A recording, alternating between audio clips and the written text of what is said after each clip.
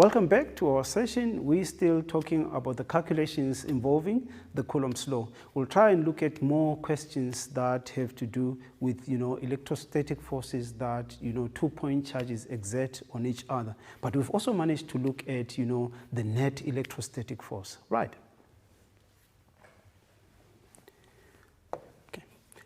Okay, the next question says two positive charges are brought into contact, with each other and then separated.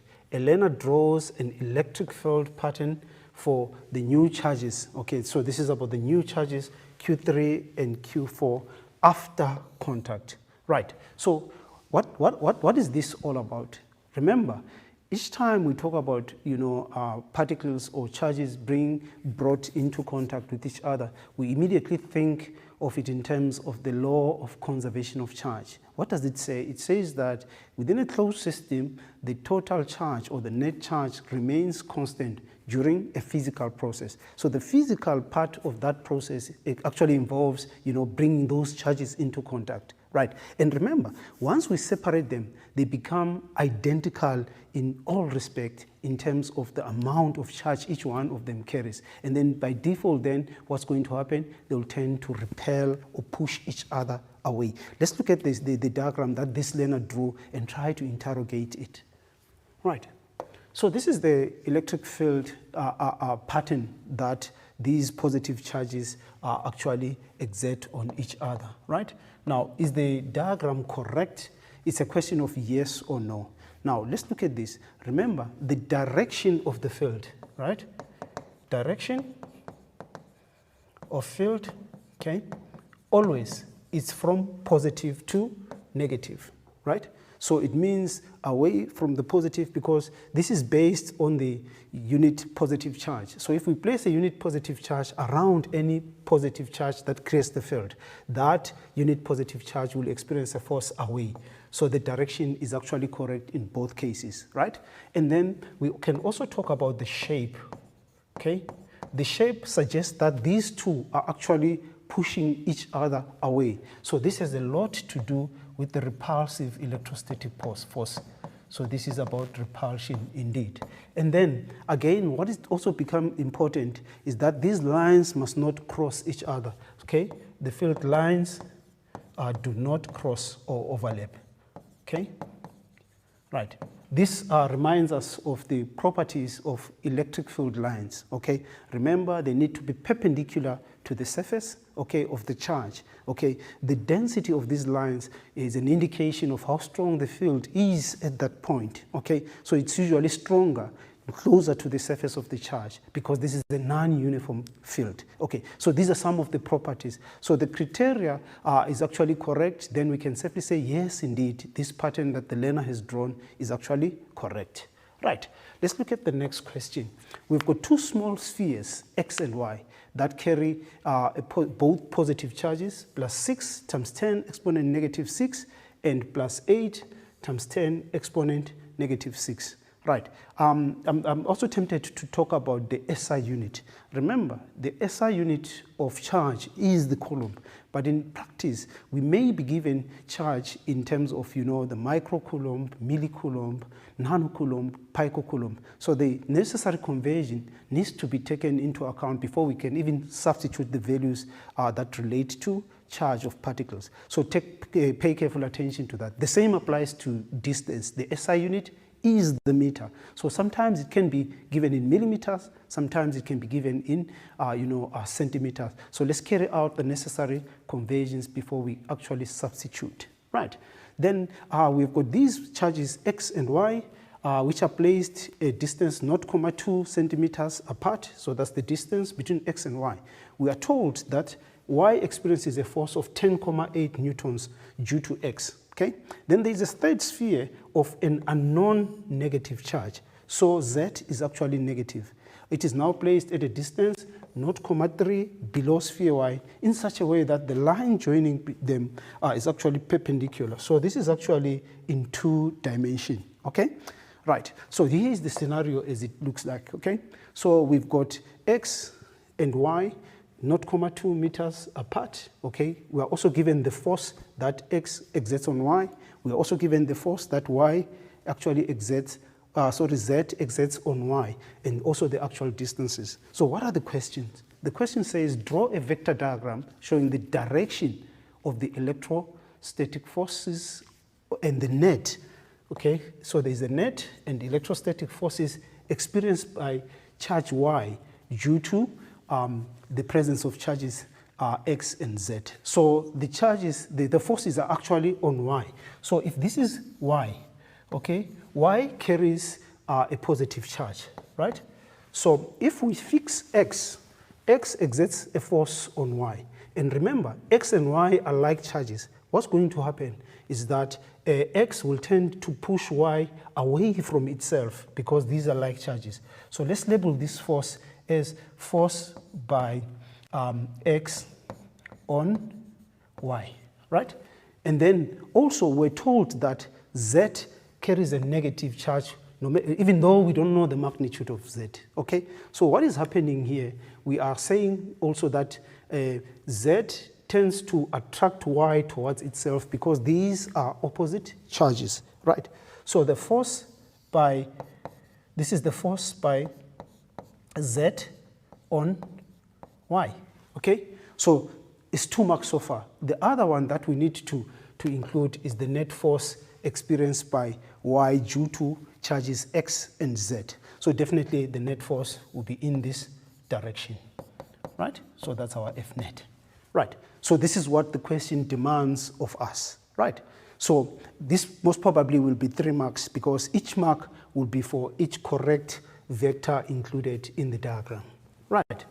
Okay, now we are told that the magnitude of the force experienced by charge Y is that, okay? We have the magnitude of the force experienced by charge Y. So from that vector diagram, we can safely say this is our charge Y, okay? X pushes this one, that side, with a force of, I think we're given, supposed to be 10,8 newtons, right? Yes, Y experiences a force of 10,8 newtons due to X, right? Let's include that, okay? So this force is 10,8 newtons, right? While the force by Z on Y, we are told that it's 15,2 newtons, right?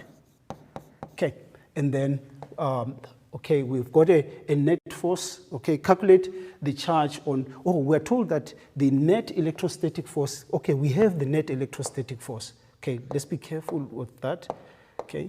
So the net electrostatic force is this one, okay, which is the 15,2 newtons, okay? So we don't have this force for now, okay? So from the closed triangle of forces, we can have a closed triangle like that.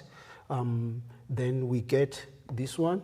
So this is 10.8 newtons, and that is this force, which is the net, okay? It's actually equals to 15,2 newtons, okay? These are perpendicular, but we don't have the force on what? On Y by Z. So it's force by Z on Y. We don't have that. Now, the question wants us to calculate the charge on Y. So we can definitely apply the theorem of Pythagoras, okay? So the theorem of Pythagoras, what does it say to us? It says that F net squared, okay, is equals to force by Kx on Y squared plus force by Z on Y, don't forget to square. But we've got the magnitude of the net force, which is 15,2, right? Right, so if that's the magnitude, so we've got 15,2 squared is equals to, do we have the force by Y or by X on Y? Okay, if I can quickly go back. So this force by X on Y is 10,8, right? We've got that force, we substitute it, 10,8 newtons squared, right? Plus, okay, force by Y on Z, we don't know it. Why? Because we don't have the magnitude of the charge of Y. So we'll just say F by Z on Y, right? we will also square it. Right, so this works out to, if we can quickly go to our calculator, okay? Just a moment, James. I realized that if I go to a calculator, it won't, the 3 minutes. Or won't make the 3 minutes. Yeah, so I wanted just to find an easier way. Okay, keep me. All right, where am I? And you must work it out first. So you can just put it. Go to a calculator and work it out first. Yeah. Okay. But do you have the answers there? Say that again. Yes, I have. Okay. Yeah. Because it becomes more of a maths problem than the science if we focus on that. I'll say go to a calculator and do the substitution and the math. Okay. Is it fine, James? Yeah. I think the 3 minutes should be fine. Okay. Yeah. So whenever you are ready, James. Okay. Yeah.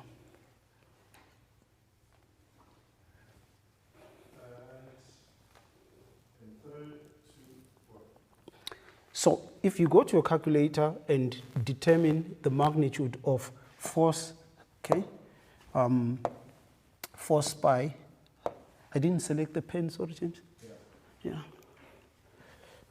But you can select it now. Okay, just a moment. Where are we? We are here, Nicoline. Yeah. Pen, color, okay. Okay, right. So from the calculator, you can actually get the value of the force exerted by Z on Y. So if you do the maths, it will give you something like 10,696 newtons, okay? But remember, this is F squared, so if you do the square root after collecting the like terms, it should give you that. Now, if we have the magnitude of force by Z on Y, we can actually be able to find what's the charge on Z, which is negative, right? So from Coulomb's law, this force by Z, okay, on Y equals to K, Q, Y multiplied by QZ, which is the product over R squared. And the distance is actually given, right? So the force is 10,696, okay? 9 times 10 exponent 9, which is the magnitude of the Coulomb's constant, multiplied by Qy, which is actually 8 times 10 exponent negative 6, right?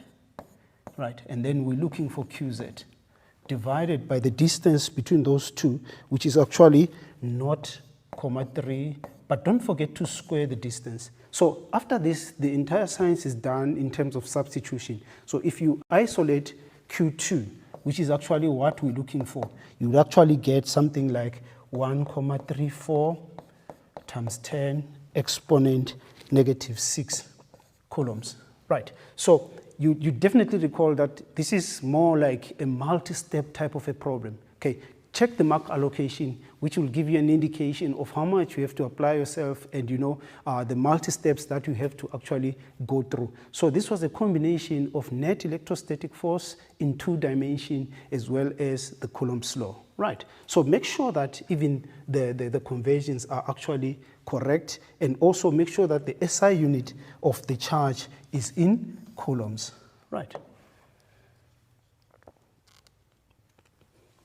So these are some of the examples that you want to think of in as far as application of the Coulomb's law. We shall take a short break, and then when we come to the next segment, we'll do another question that has to do with interpretation of the graphs. Let's see each other after the break.